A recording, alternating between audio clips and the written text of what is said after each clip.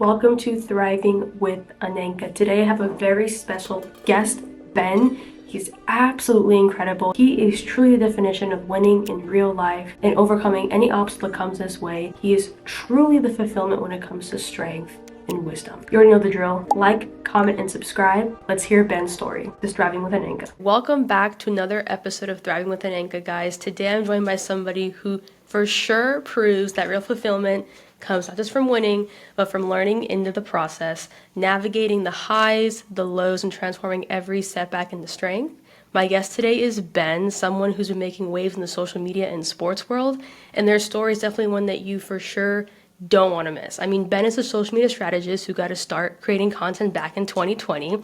Now at TDAY Sports, he drives brand partnerships like names like Gatorade, Whistle Sports, Snapback Sports, and more, helping scale Basketball TDAY to over 600,000 followers and 30 million plus views every single month. He's passionate about connecting with others, building long-term partnerships and relationships, and making a daily positive impact. So Ben, thank you so much for hopping on the podcast today, and let's dive in to hear your story. So how are you, Wow, Ben? How are you Anika, feeling? that was an incredible introduction. I used to do podcasts, so I used to have my monologue or introductions as you call them, but that was incredible. It really pumped up my tires there. Hopefully I don't disappoint. But thanks for having me on. Thriving with Anika, I love the name. Excited for this. So let's go. Ready to roll. All right, awesome, awesome. Well, first things first, how are you feeling? How's your morning? How's your day so far? Yeah, the day is going well. Had a great weekend. Roy McIlroy, career Grand Slam victory. Watched the Masters on Sunday from when he teed off at 2:30 to when he won at 7:30. That's 5 hours straight of golf. I'm not a big golf guy. I mean, I am rock and roll back, but I'm like an amateur golf fan. I'm just a sports fan, so you got to watch the big moments. Shout out to my girlfriend Abby. She sat through 5 hours of golf with me on Sunday. What a true champion she is. Also watched the Masters on Saturday. 5K ran 5K. Sunday ran my first 5K. So Sunday was great. Saturday the weather was a little poor, so more of like a chill day. But enjoying this Monday. Mondays are always a little busy. So it's already 1:30, days flying by, just enjoying every second. Everything's going well. That's amazing. I mean, it sounds like you obviously had a very productive weekend, so that's amazing. I'm glad that you've enjoyed all of that. And yeah, I'm so excited to kind of get into the podcast. Before we start, I kind of want to let the viewers know how we actually connected, how we met. So Yeah. yeah, let's get into it. So I actually met Ben through LinkedIn. I believe we were kind of at first like a kind of like a connection, mutual connection. I had connected with him because I had saw his page and I was like, whoa, this is like so cool what he's doing. And like that's when I was kind of starting to get into social media and I was like, wow, like he's doing some really cool things right now on social media and I'd love to see what else he's going to do. So I had connected with him. He had connected back and I was like, cool, like I got to follow, awesome. And then just kind of like stayed there for a little bit. And then through the internship I had, I was like, he would actually be a really great, partnership sometime in the future. So I reached out to him. And then, yeah, we hopped on a couple phone calls, got everything kind of situated. And then now we're on a call again for this podcast. And I, reached out to him and I was like, hey, like, I think it'd be really cool for us to collaborate and connect. And like I said, I mean, you guys kind of already gotten a really cool introduction of who Ben is, what he does, and of course we're going to get more of a deep dive in depth of what he really is doing and how he's really changing the game with social media and sports. And yeah, it's kind of where we're at right now. There we go. The power of LinkedIn. I've met some of my closest friends through LinkedIn. Glad to have met you through it. I tell everybody LinkedIn is the most underrated and the most powerful tool for really anybody the ages 15 to 30. I would say people over 30 don't really need LinkedIn as much, but you never stop connecting with people. You never stop posting. But really 15 to 30, you can gain so much. 100% agree. And yeah, I'm just super excited to get into this podcast. And yeah, let's just hop right into it. So I know we have had a brief chat last week. I kind of got to know you a lot more and more in depth. And of course, I mean, you have so much really cool things to share with our audience, whether they want to learn about marketing, business, social media. So ultimately, the first question I really want to ask you is, what was the moment you realized like I can actually like make a career out of this, my passion? Like, how did you kind of know that you were able to make it happen? Yeah, it's a good question. I remember you asking me that on Friday. I don't think there was a specific moment. I just think it was a culmination of doing a whole bunch of things and opportunities arose. So when I was creating content freshman year, sophomore year, junior year, freshman and sophomore year at Penn State's Commonwealth campus, just kind of doing different things, keeping myself busy, expressing my thoughts. With that came brand partnership opportunities. And then junior year, when I was on LinkedIn, reaching out to people and still posting content, that led me to meet up with the founder of TDAY Sports and create content for the TDAY Sports brand, and that led to brand partnership opportunities. Also, just being in the right place at the right time at a sports business club meeting at Penn State. So it was a whole bunch of different things, but I really think I guess like the moment or the definition of success is just putting yourself in the right spots, continuously trying, continuously learning. And I like to have the vision where it's like things just stack on each other and it kind of leads to like that mountain of growth. So, I mean, I guess to really answer your question, the moment was probably when we being TDAY signed our deal with Gatorade Fast Twitch to promote them both digitally and on campus at Penn State. And that's when I realized about account management and kind of like negotiating and executing a brand deal in the social media space and just how much power and value you could provide to a brand, to your fan base, to your team. So that's when I just really kept pursuing brand partnerships more and more with outreach and seeing how we could grow the brand, how I personally can keep growing my brand. So that was probably the moment, but it was really just connecting with the right people and trying things. I don't think enough people, whether it's in school or even out of school, just like put themselves out there enough. And I'm sure I could put myself out there even more, but that's probably the best answer I could give. No, I love that. That was amazing. I love that you said about the mountain of growth, and you also mentioned just trying. I mean, really trying is inevitable. I mean, it's so important, to try. And I love that you went for it. I mean, you kind of now know what you are going to do and you love what you're doing, and I love that you tried because ultimately, trying is going to really get you far.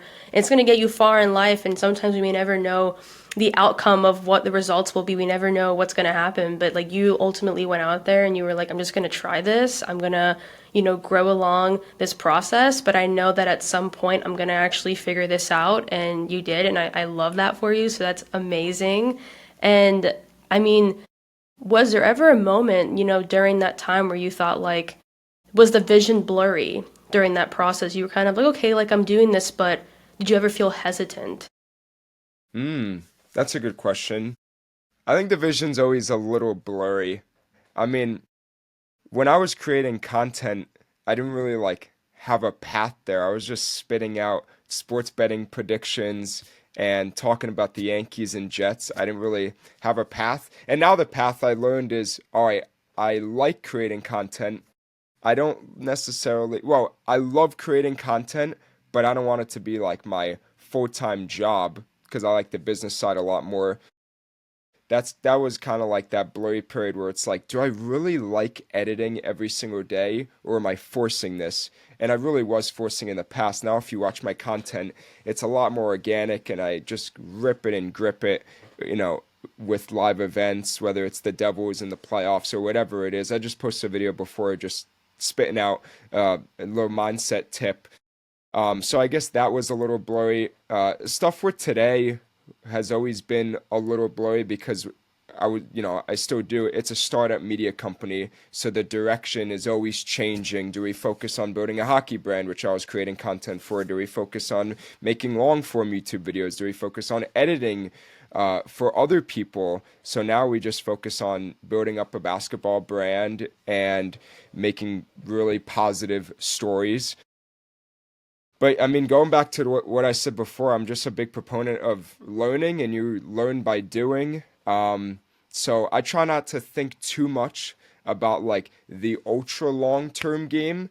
I know like if I could learn more, whether it's a video editing skill or a different way to increase our value monetarily, or whether we do a deal and we collaborate with another brand, make it like a three-way deal, whatever it is. I know that's a lot of things there. Um, I try not to think about, like, I guess the ultimate end goal, and just, as I said before, just get better every day.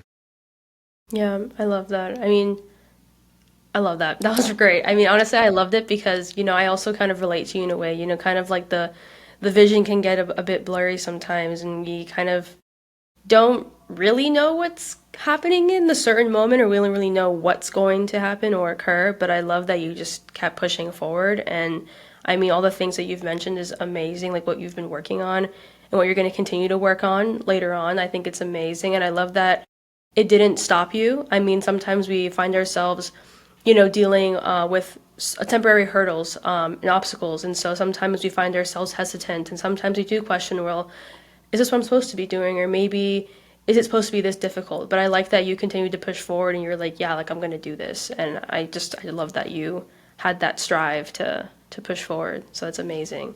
Yeah, And for sure. I mean, there's value in everything. Like, I created content, I didn't realize how much that would have a piece in then me getting an internship a few years later. Or, I did a podcast for what, 2, 3 years. Didn't really enjoy it too much in the tail end, but that then helped me do something else. So there's value in everything.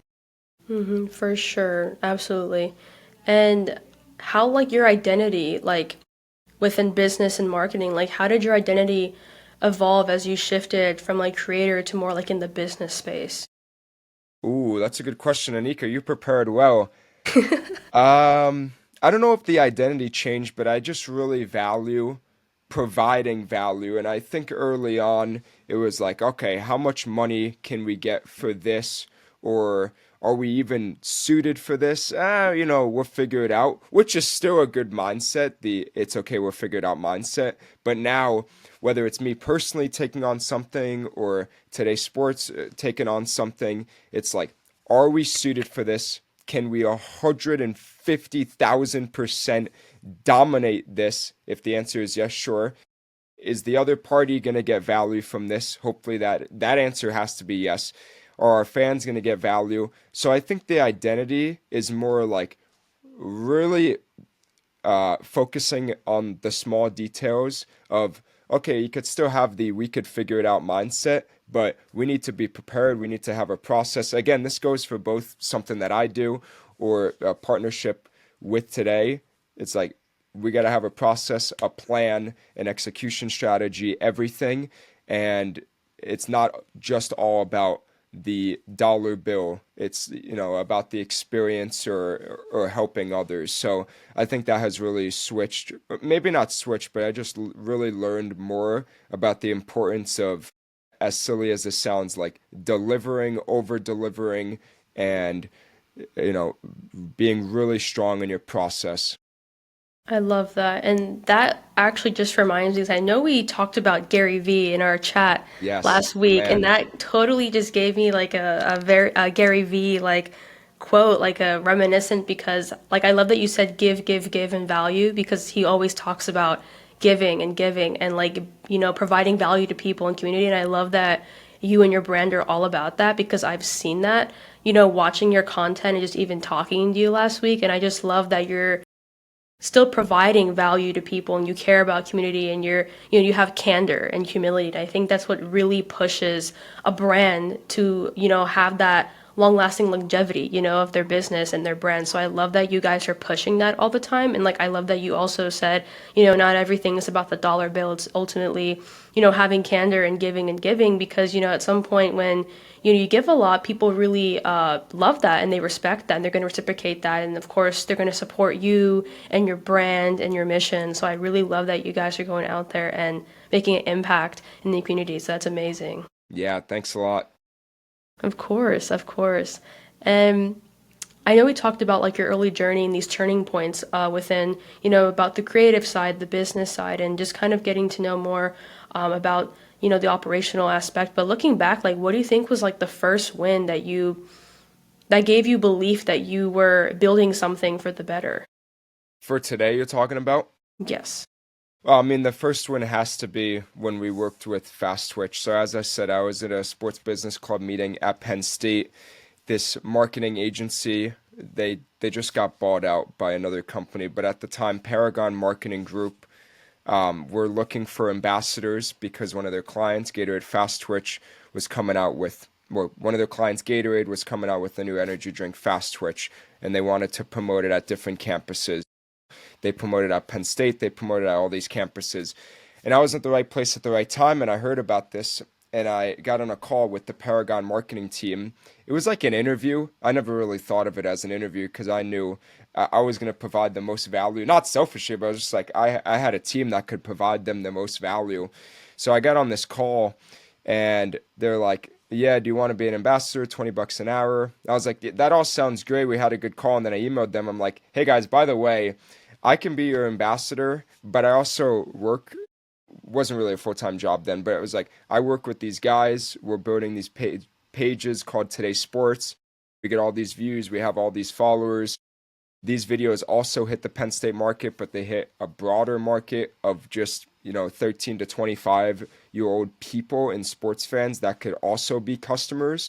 They loved it. So as I said, we were able to work with Gatorade Fast Twitch and Gatorade, which is no disrespect to our other brand partners, but they wouldn't have an issue with me saying it. Gatorade's one of the biggest names in sports. So right off the bat, we worked with one of the biggest and baddest like brand partners that you could. It was through a marketing agency, but still you're marketing Gatorade. So that was such a huge win. Handed out fast twitch bottles all over Penn State, made so many videos, got so many millions of views, and worked with them for a year. So, I mean, again, at that point, it wasn't really like a formulated business. It was, we were doing a live show, we were making football content, we were doing a whole bunch of different things, but encompassing in all of that, we were partnered with Gatorade. So it was really awesome journey, and everyone who was involved with that definitely will not forget it. And that was like the OG squad who was really pushing the Fast Twitch product, doing samplings at football games and yeah, all throughout campus. It was great, and we got to connect with the Paragon marketing team in person because they came to Penn State a few times. We had dinner with them, so it was probably like the perfect entryway, both for me personally to understand how these partnerships work, and for everyone involved to, just get. I don't really like to say real hands-on experience because like this was more than experience. Like this was the job, so it was great. No, I mean, that's incredible. I mean, first of all, that's amazing. I mean, Gatorade is definitely a really big brand, especially for sports. And so I remember when I was like researching and I was looking at all the things that you were doing, I was like, whoa, Gatorade, like that's Yeah. huge because that means that obviously you guys something like y'all are doing really, really good to, be partnering with Gatorade. So that's incredible. So again, that's amazing. And I mean, that's amazing. I mean, I love that. And I love that you're receiving all these wins. I mean, like I think it's something to really be proud of and like, acknowledge your efforts because you've definitely come a long way and you're continuing to keep growing, whether it's within yourself and your personal endeavors or with today's sports. And I love that you guys are just really going out there and like I love you guys are hungry. I love that you guys have that hunger to keep growing, but you're also learning and you're also, trial and error and you guys are trying different things and seeing what works and you're just going to go out there and keep creating. And I just love that you guys are continuing to push yourselves. That's incredible. I love that. And yeah, Yeah. congrats about the Gatorade because I remember I saw that and I was like, that's so cool. Shout out to the Sports Business Club. I love that. So I know we kind of talked about a little bit of an early journey start to kind of get a better understanding of how it kind of all started. And now I kind of want to get into the business and the brand building. So you've definitely made the shift from like content creation to building a brand. And so what is something that you believe that creators are like misunderstanding about the business side of that world? So what creators don't get is the question. Yes. Ooh. Well, I think one thing with creators is you always want control over your content.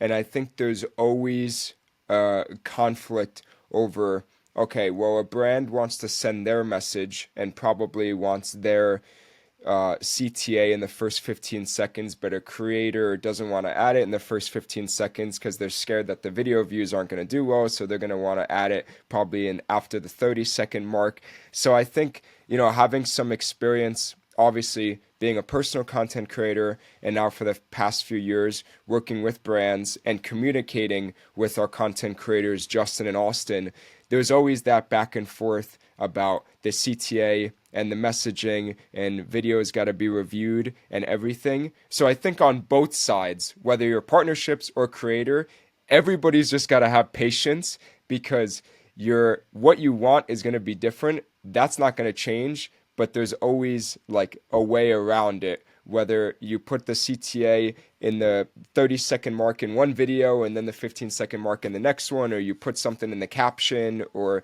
whatever it is, like there's a lot of, not always, but there's always a little bit of like animosity on those sides. And that goes three ways, right? From the brand to the brand partnerships person like me for the brand that they're working with, and then the content creator. So that's probably the biggest one. Um, yeah, I would say based on my experience, that's probably the biggest one. I'm sure there's a bunch, but the biggest thing early on is you always have to set expectations. So I'm still getting better at that when when we talk to brands about exactly both what we can deliver in terms of views or if they want sales or whatever it is, and then in terms of our process, whether that's the turnaround time or video ideas or whatever that is. Those expectations, I hope, should be very, very clear before the partnership. There's always stuff that comes up, but just being patient, always being respectful, of course, and knowing at the end of the day, there's going to be value for everybody, and you just got to stay calm and get through the fires sometimes.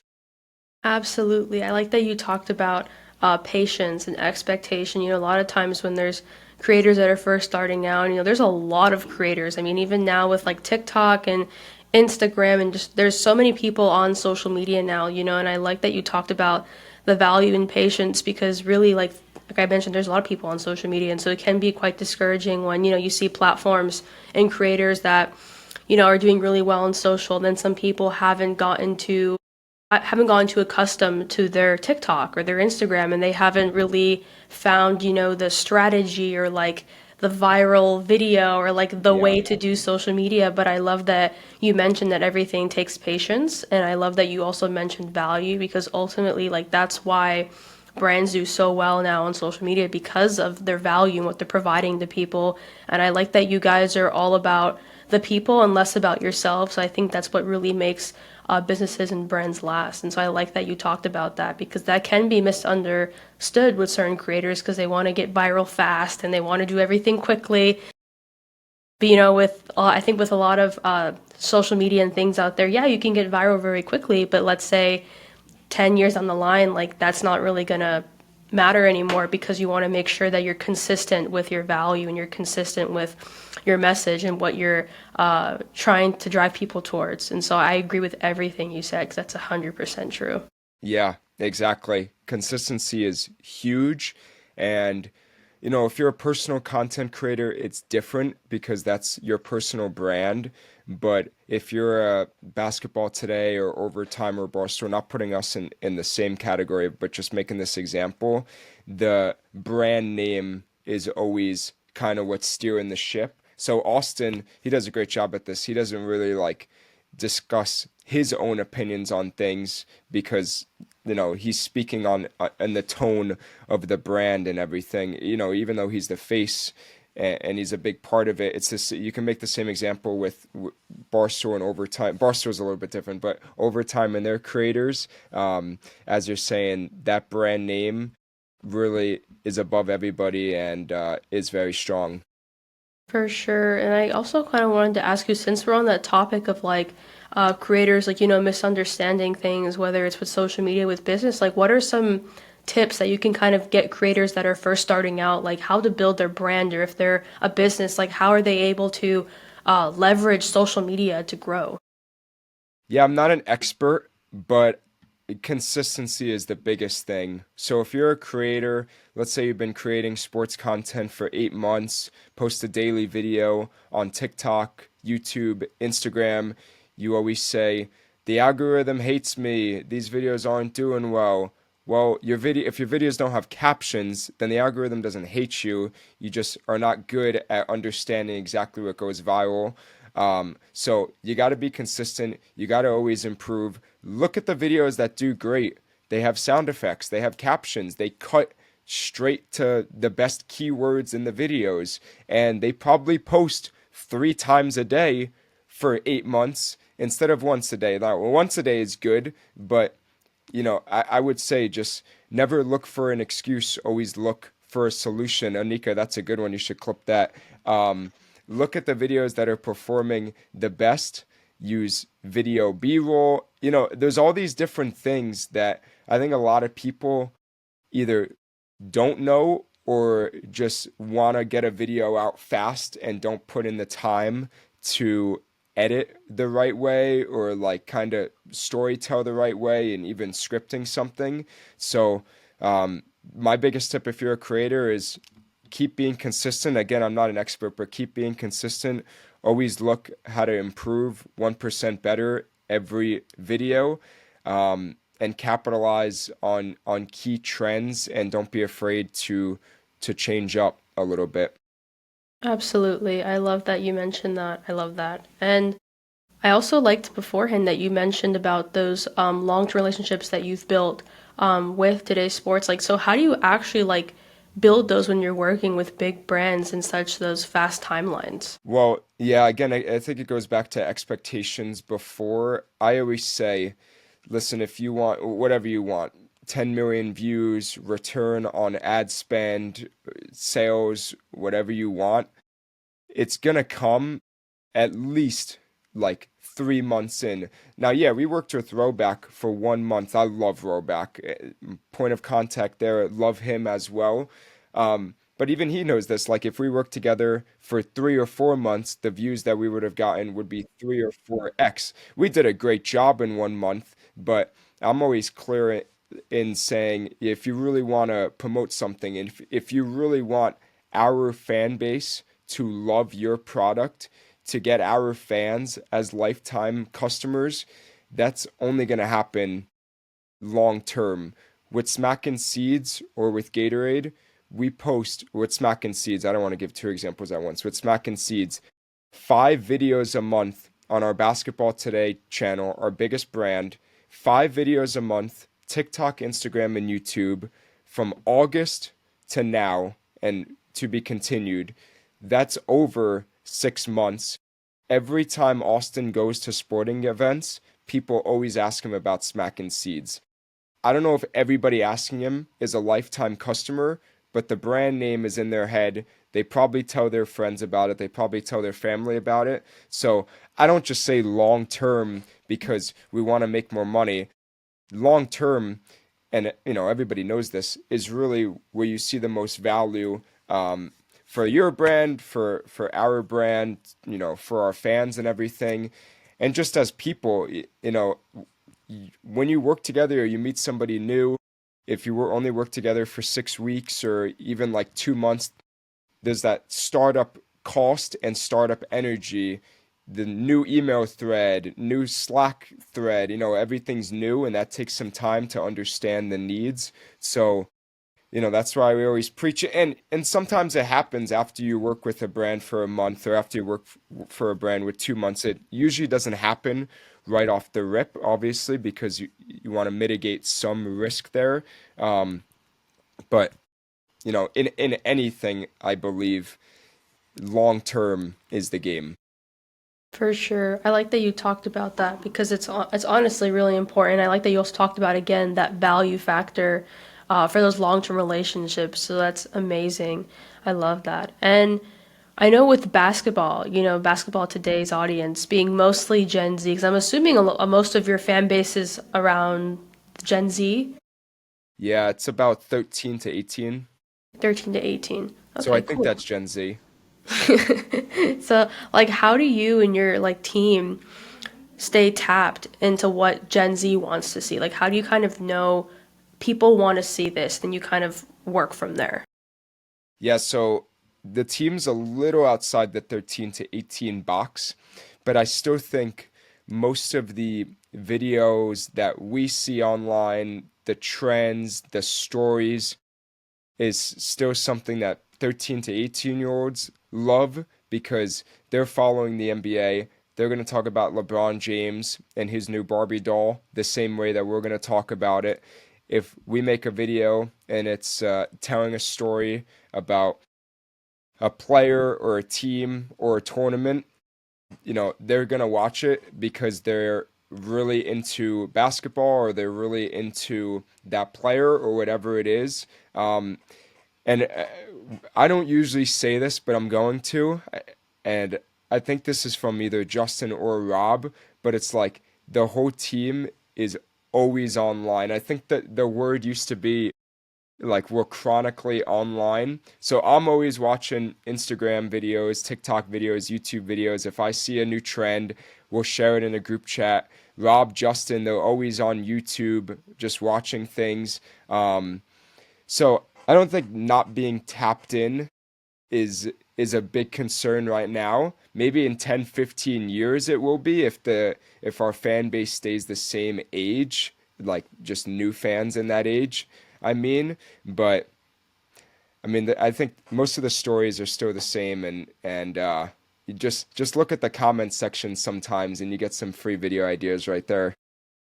That's awesome. And I like that too because obviously like, that younger crowd loves what you guys are doing. I mean, like I think Gen Z in general, I think I love their when it comes to like engagement, whether it's like on social media and stuff, I find it so hilarious because they're so tapped into people's content and they, like you said, either give ideas or they're just so engaged.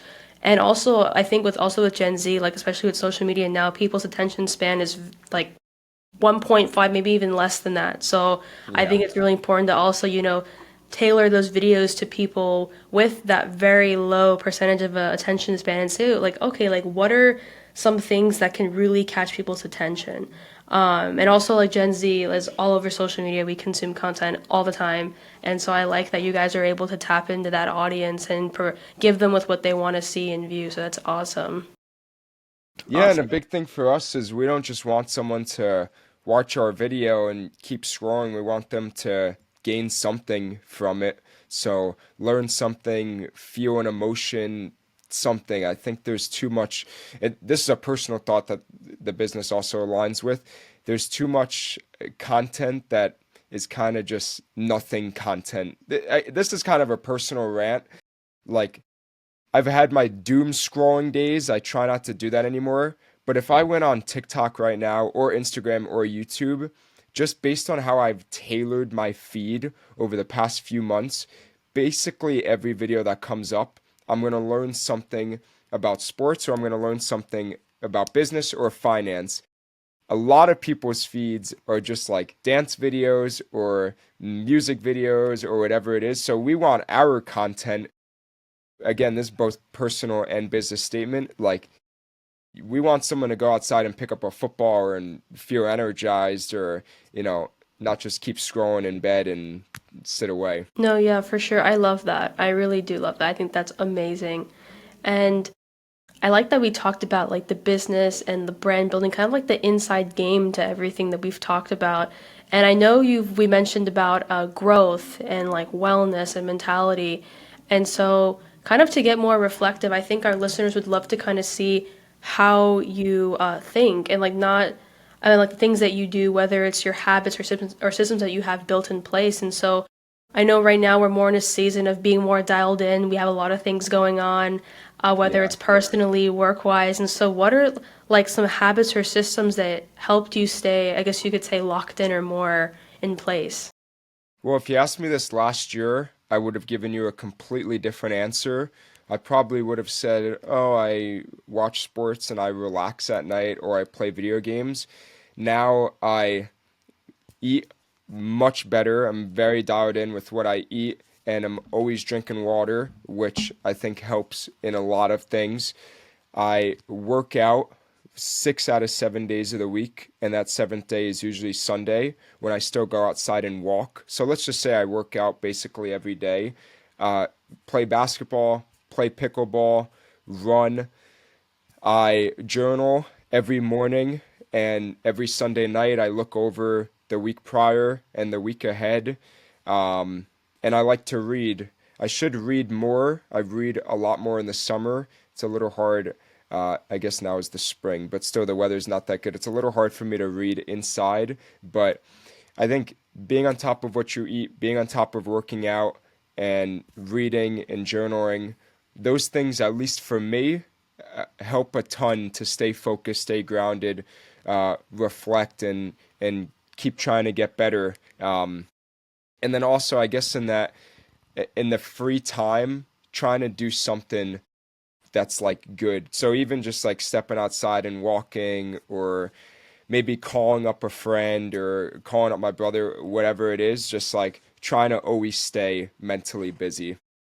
I like that. I think also we kind of find ourselves in those, whether it's like a mental block, sometimes we find ourselves in those mental blocks. We find ourselves very overwhelmed and stressed. And so I also like definitely relate to you with, being active, because I find myself feeling a lot less stressed and overwhelmed that I'm going for a run, or I'm hitting the weights, or I'm reading a book, or I'm journaling. And I feel like all those things kind of they kind of help you stay more aligned, whether it's with your work or just like your personal growth and goals. So I like that you're doing that, because ultimately like it kind of like sets the tone for how your day is going to start, and like how your work is going to be for the month, the week, the day, whatever the case may be. So I like that you're doing that, because ultimately when people are focusing on that aspect of their life, not just work, but also focusing on mental health and, spiritual health, but also putting themselves first and knowing like, hey, like work is important, but, this is also important too, because, if I can't do work if I'm not, aligned with myself and I'm not in that flow state where I'm able to get everything done. So I like that you're doing that. Yeah, exactly. You got to stay mentally clear. I think ever since I started working out in at the end of December, so a little over 4 months now, I haven't gotten angry as much. I haven't gotten sick as much, and have just been locked in. And even when things go bad, it's just for a little bit, and then go right back up. In the past, when I wasn't working out, or I wasn't dialed in with what I'm eating or journaling, or whatever these mindfulness things, one small thing could turn into something a lot bigger. So there's so many benefits to taking care of yourself physically and mentally. For sure. And I like that about what you said about like, sometimes, when you get angry, I also can relate to that, because like I said, there's a lot of things happening at once, and we tend to, you know, we put everything first, we tend to put ourselves last. And so I like that. It's very important to, prioritize ourselves and our health, because ultimately, like at the end of the day, we have ourselves. And so if we're not, whether it's physically, mentally, emotionally aligned, then ultimately it's going to disrupt the tasks or the goals that we have set for ourselves later on. So I really like that's like your main focal point right now. That's awesome. And I do agree with the sick part, because I did also realize that, when you're active all the time, you don't get sick. And it's kind of like interesting, because you think, you're running outside or you're lifting weights, and yeah, you get sore, you get tired, but you don't get sick at all. So it's amazing. I love that. Yeah, I mean, I had a headache yesterday. I don't know if a headache is a sickness. I don't think so, but I usually have really bad allergies, and it has not been that bad this year. So fingers crossed. That's good. That's awesome. And I kind of want to ask you a little bit of some advice. I mean, like you've been sharing incredible things so far in this podcast, and I love everything that you're sharing. And I kind of wanted to ask you, you know, what is some advice that you would give to somebody, that's, I guess you could say, is hesitant to start showing up fully in their life? Well, advice. stealing it from Phil Knight and Nike is you gotta just do it. No one's really gonna hand you anything, whether it's a full-time job or an opportunity, whatever it is. So you just gotta do it. And similar to what I said earlier on in this podcast, don't think about the ending road too much. So if you're a freshman in college, don't be like, how am I gonna get that full-time job? There's 100 things until then. Or if you're out of college, don't think about how am I gonna marry this person. Well, you got to meet a person first, and then you got to get to know them, and then like there's so many steps first. So you just got to do things, as cliche as it sounds. And I'm still figuring out my life, and I'm still figuring out stuff, but there's never anything really bad that comes out of just doing things. You're gonna learn something, you're gonna meet someone new, and the worst thing that could happen is someone says no or whatever it is, but like you're not gonna die. Like just go out there, do stuff, put your name out there, and figure out a way to learn something new and figure out a way to connect with one new person each and every day. So that would probably be my best answer. It's very situational, but just stay micro, and then the macro goal will be more in the picture as time goes on. Absolutely. I like that you talked about that because, like, it's also, I believe, getting uncomfortable with that uncomfortability. I mean, a lot of times we tend to just, I guess you could say, overthink, or we kind of tend to overthink when we haven't even started something. It can get discouraging 'cause there's a lot of things happening around us. And so I like that you mentioned to just think about, like, just kind of starting step by step. I think ultimately just taking things one step at a time. And sometimes, like you like even talked about just now, like we don't have to have everything figured out like right then and there because we don't have a plan figured out. If we do, the plan may not always be the same, 5, 10 years from here on out. So I think it's all about just taking baby steps and just getting uncomfortable, putting yourself out there, even when sometimes it can feel a little scary. But I think also, being in your 20s, like in that prime, I think it's so great to just go out there because like I said, I'm going to mention Gary Vee again, but like I've been watching all his stuff and he always talks about like going out there and like leveraging your 20s to like make connections, create content, like go out there and just like make shit happen, because he's That's saying like right. if you ultimately don't, like you're going to let all these years pass by. And like he says that 20 to now is like the time to just go out there and just be hungry and strive, and you'll thank yourself later, 5, 10 years from here on out. So I really liked how you mentioned that. Yes, definitely.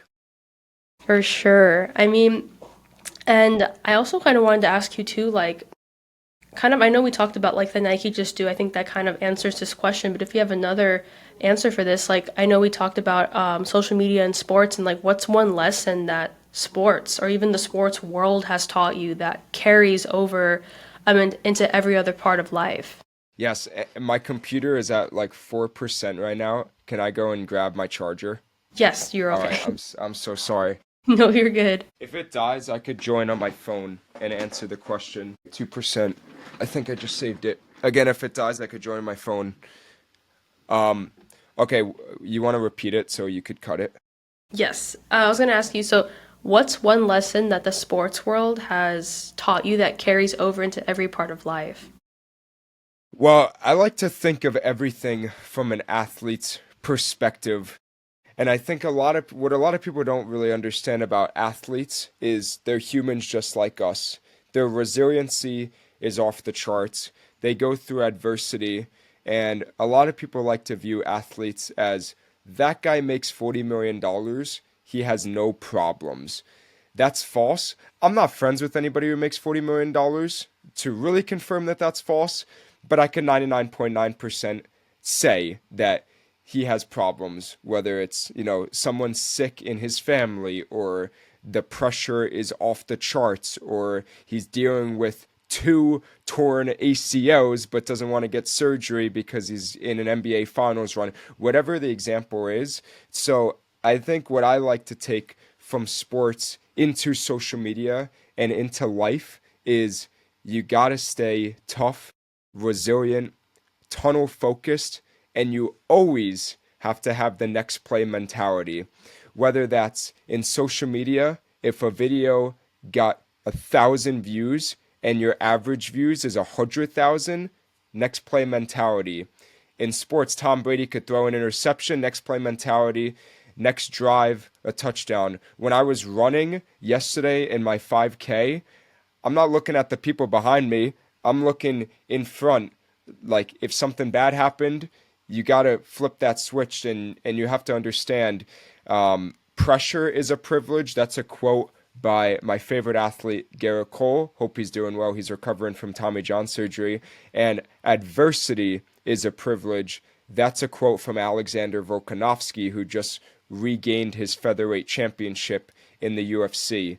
I think the mental fortitude that's in sport gets applied to social media, gets applied to life, and that's the stuff that I'm uber passionate about. I love how you just worded everything. That's incredible because ultimately that's how you're really going to, I guess you could say, achieve those things and, get the things that you want to happen. So I love that you have that, what you said, quote unquote, mental fortitude, going out there and just really training in your mind, to push past these obstacles and these hurdles and to just have that mentality where it's like, I can do this and I have to be strong because I'm going to have to be at this point if I want to achieve this. I'm going to have a different attitude. I'm going to have different behavior when it comes to, confronting my goals. And so I love that you mentioned all of that because it's 110% true.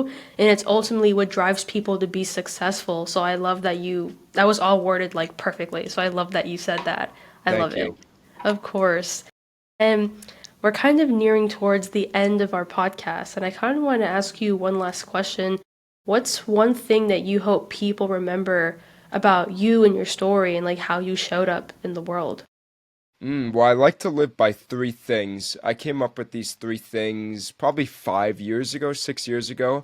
I don't really share it very often. I should, honestly. But it's you got to be nice. You got to be a good person.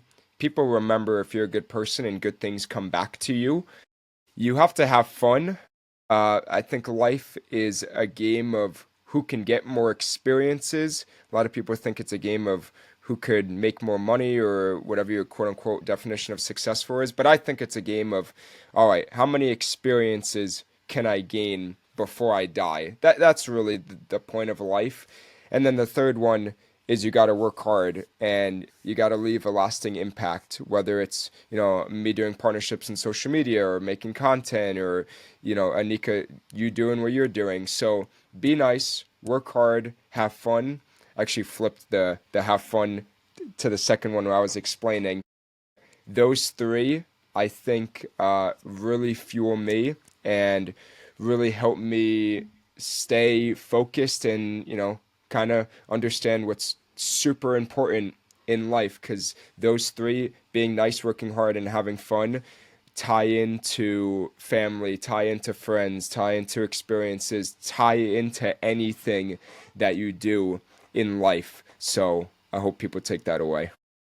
I like that. I love the having fun part. I think sometimes we're so fixated and so focused and sometimes really hard on ourselves when it comes to our, tasks and things that we do. But I think what you just said, just having fun, like, loving the process and just having fun with the journey. And because you're going to learn so many things about yourself in those trials and errors that you make. And so I love that you also mentioned being kind, having candor, having humility and just being kind to people. I mean, they always say when, treat other people with kindness because ultimately like that's going to pay you back in return. A lot of times, you don't expect things to, pay you back, but it's just you being genuine as you can be because that's your character and that's how you walk in life, just being sweet and spreading kindness to people because ultimately that's going to impact people too. And it's going to change the way that, how do I word this?